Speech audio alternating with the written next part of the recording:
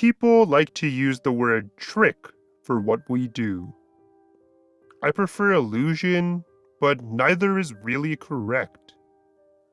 The magic performed today, when at its best, is more akin to professional wrestling than to those cheap boxed gags you find at magic shops or in big box stores.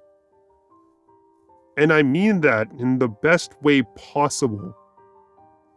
I spend years tucking objects like rocks and ball bearings between my lips and gums, creating an unnatural pocket in the mucosal membrane there, so that I could hold a key in that spot if I so wished. Now I have a little hole in my mouth to keep a small item safe so that I can pull it out mid-illusion and use it to break free from any bonds which might hold me. People talk about dedication.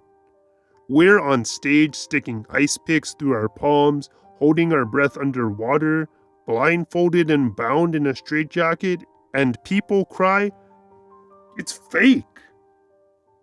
They can't fathom the notion that someone would actually put themselves through all that for real, just for their entertainment no less. You have to love the job, and I mean really love it. Just look at some of the most popular stage performers and illusionists, and you'll see what I mean.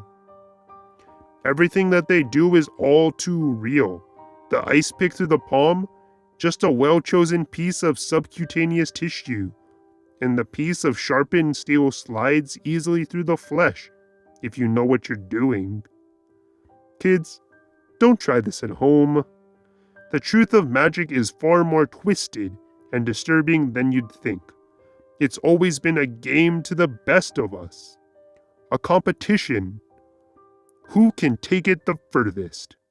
Who can come closest to death himself? Stare him in the eyes and manage not to flinch when he peels back the hood from his rotten and decayed face and smiles at you, inviting you into his home to stay forever. I know what you're thinking, and it's true in a way. There's no such thing as magic. Not really. Not usually.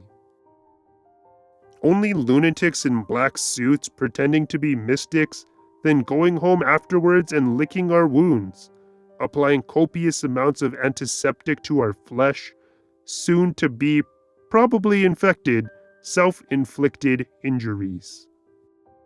Don't ask me to explain why I do what I do. Why any of us don't quit and get a regular job is beyond my understanding. Except that the idea of that, to me at least, is like the idea of trying to tell a fish it should really spend more of its time on land. You know, because it's so much drier up here. I wish I could quit, but there's no way. I have way too much planned to give up now. Sure, COVID has made it difficult, but I have something planned for a virtual event. It will be free to watch with the option to leave a tip, and people will be dying to leave a tip. What do I have planned? Well, if I told you, that wouldn't be a surprise. And surprise is essential to any illusion's success. It's like a good joke in that way. If you know what's coming, it spoils the fun. The lifeblood of any great illusion is taking people on a journey, on a story of what's to be expected, and then dashing those expectations and giving them something even more amazing than what they had imagined.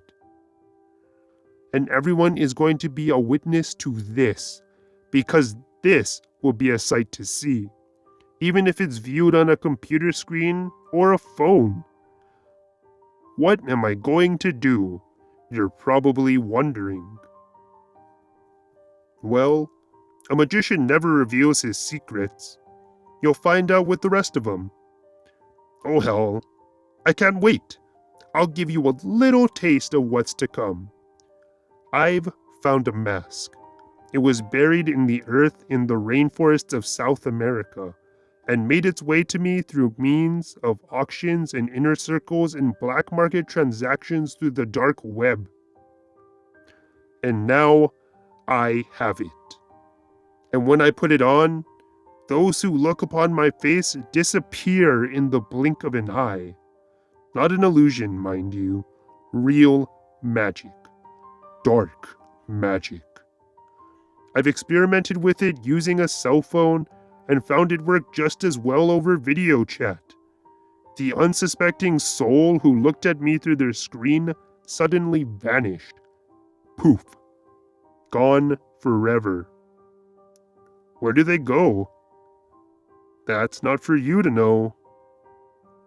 I can make them come back, but they won't be the same. It's not even really them anymore. It's a classic magic trick. You ask for a volunteer. In this case, the audience members are whoever happens to be watching at home. I tell them that only one person in the room should look at the screen. The other should look at their friend, their husband, their wife, son or daughter who has volunteered. Watch them very closely, because if you blink, you'll miss it.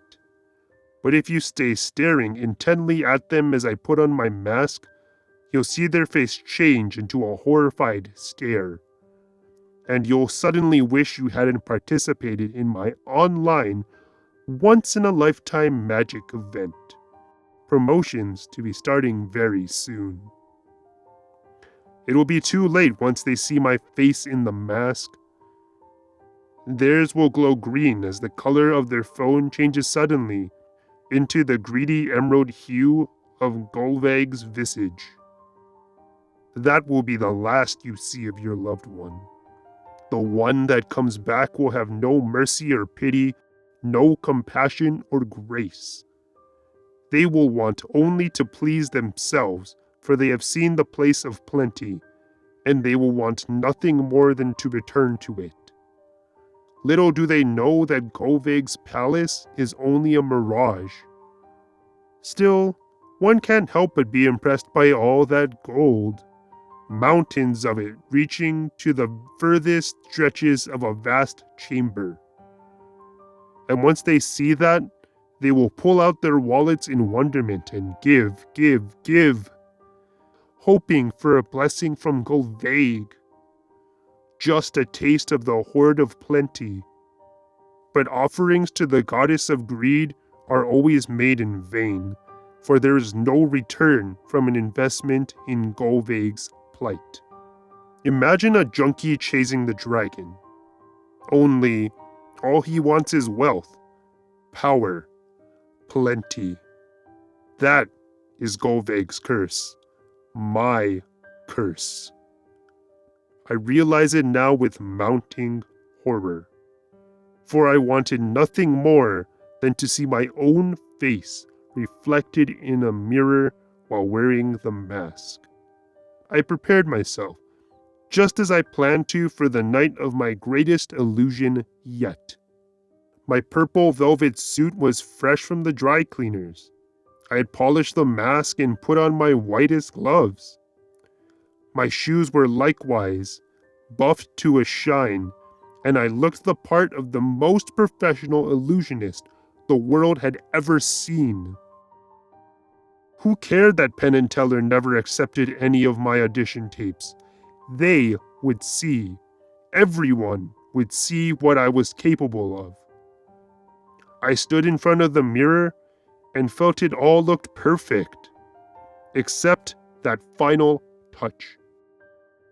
The mask. I had been told to never look at myself in the mirror while wearing it, but nevertheless, I found my hand reaching for it on the bureau. My fingers were shaking as part of me tried to stop, but a greedy voice in my mind beckoned me to continue, to pick it up. And so I did. I put it on my face. The thing didn't need a strap to hold itself in place. It sucked onto my skin like an octopus. Clinging to me, I felt my heartbeat begin to quicken with sudden fear.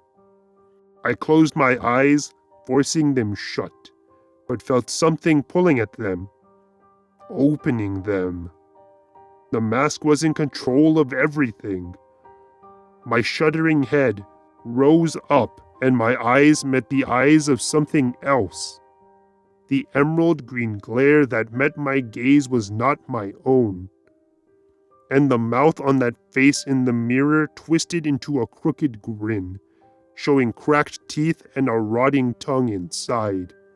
Pus leaked from the cracked corners of the skin, and I saw that it was taking everything from me.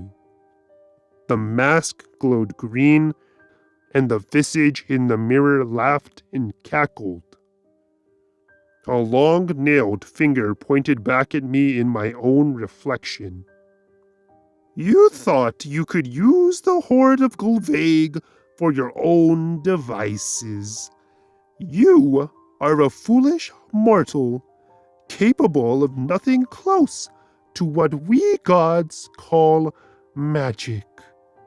Enjoy your wasted body, for what you had and thought was nothing was the most precious thing of all. And it belongs to us now. Gold is an illusion, a mirage made by men.